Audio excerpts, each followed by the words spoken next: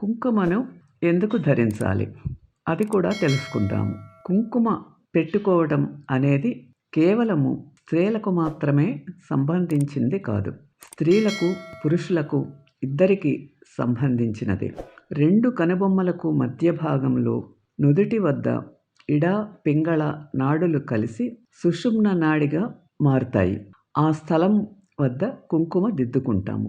ఈ కుంకుమ వల్ల మనిషికి దృష్టి దోషం తగులకుండా ఉంటుందని కూడా నమ్మకము ఉంది. ఇంకొకటి, కుంకుమ ధరించే వ్యక్తికి ఎదుటివారు లొంగిపోతారని సైకాలజీ వాదన కూడా ఉంది.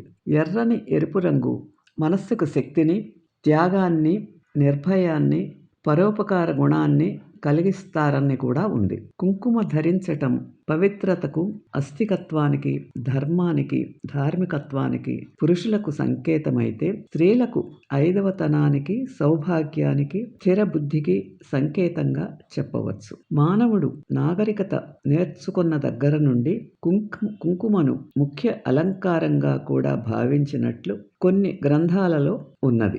అందువలననే కుంకుమను ధరించటం అనేది తప్పనిసరిగా అందరూ ఆచరిస్తున్నారు. ఈ వీడియో మీకు నచ్చితే లైక్ చేసి సబ్స్క్రైబ్ చేయండి. Please subscribe my channel.